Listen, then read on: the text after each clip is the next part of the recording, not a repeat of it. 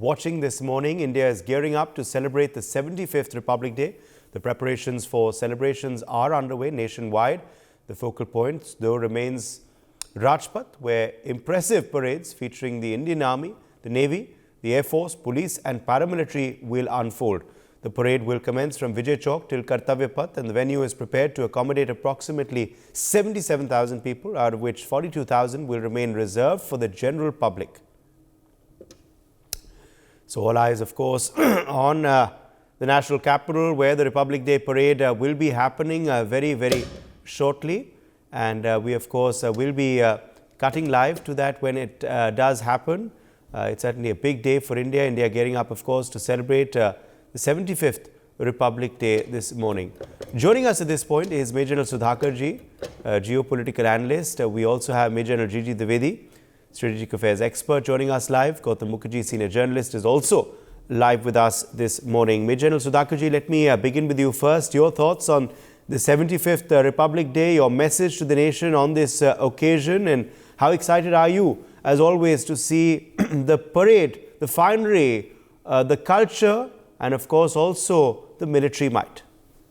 The message to the countrymen is that nation comes first and we ourselves come later.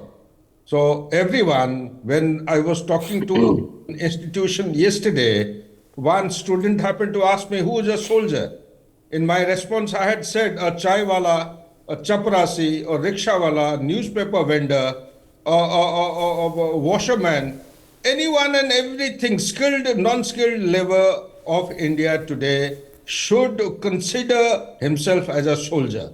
A soldier is a person who considers the national interest as the foremost than his personal interest.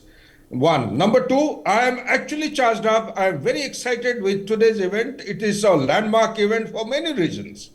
It is one of its kind where the Nari Shakti has assumed the centrality of the event today.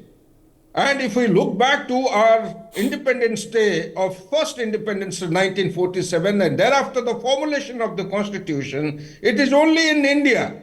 India as a nation state, a new modern state where the centrality, the center of gravity had been given to the women in our society. The adult franchisee or the power to vote, you exercise your mandate and select your leader was, for the first time, it had been actually incorporated in the Constitution of India. Later, these G7 countries and the developed economies, by and by with the passage of time, they actually formulated policies to give the similar status to their women.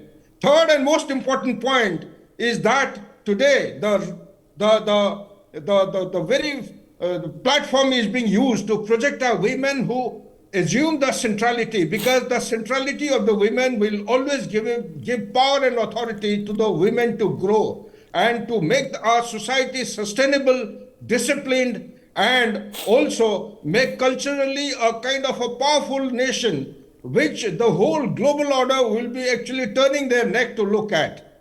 Fourth and most important point today, we have the indigenous equipments which will be displayed, the equipments which are produced in India. And last point, Uday, is that we have an evergreen friend of India, that is the France, which has stood by India right since its independence. Our diplomatic missions were established in 1947. It got upgraded to strategic partnership in 1998. And through the thick and thin of all challenges, France has stood by us for all kinds of things, whether it is space or the military support of the hardware, or it is the cyber capability, or the surface ships, or production, joint production, co-production, or the co-development of the submarines, or any kind of missiles, or the Safran engine. Education, ecosystem, environment, and particularly both the nations together have been able to identify their common parameters of the strategic autonomy. This has brought France and India together because our national interests come first and rest of things later. But at the same time, both the nations have been mindful of the common challenges in the global order. For example, the climate change, the terrorism, and the pandemic threats, the economic recession, etc., etc. Back to you, Uday. Absolutely. We are, of course, also getting continuous visuals now from all across the country.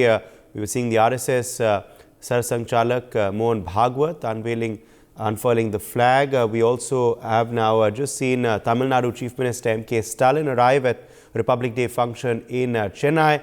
Revanth Reddy also, Telangana Chief Minister, arriving a short while back for his flag unfurling at Telangana.